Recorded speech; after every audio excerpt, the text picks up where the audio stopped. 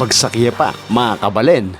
Bagong player ng Mavs na binansagang Sakuragi ng General Trias Cavite ay nasa Pampanga na at nakapaglaro na ng isang dayo serye sa Mabalacat City na naging varsity at nakapag-aral sa St. Francis of Assisi College sa Las Piñas Campus.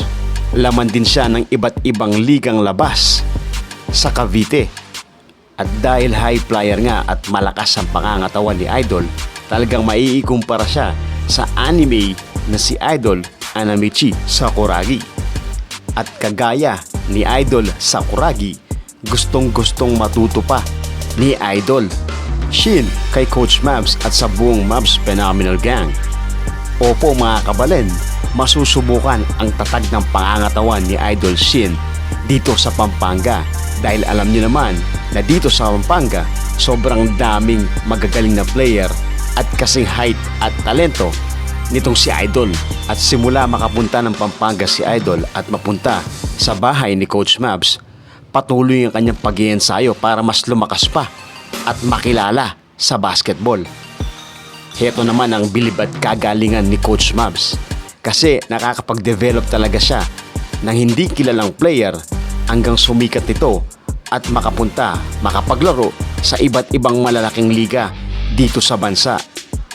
Unang laro ni Idol Shin Sakuragi o ni Idol Zagera ay sa Mabalacat City. Sa Mawake po ito mga idol, kung saan nakapag-vlog din kami. Pero kailangan ko pa rin talagang hantayin yung full vlog ni Coach Mavs bago ko i-upload yung sa akin dito sa Kabalen Hoops TV. May mga times talaga na medyo nahihiya pa itong si Shin at talagang nag-a-adjust pa sa mga plays ng Team Mavs. Welcome sa Pampanga, Idol. Sana marami kang matutunan dito at sa team ng Mavs sa kanilang mga dayo dito sa Pampanga. Welcome lahat, Coach Mavs, buong pamilya at lahat ng followers at subscribers. Maraming salamat sa suporta sa Mavs Phenomenal at sa Kabalen Hoops TV mga idol.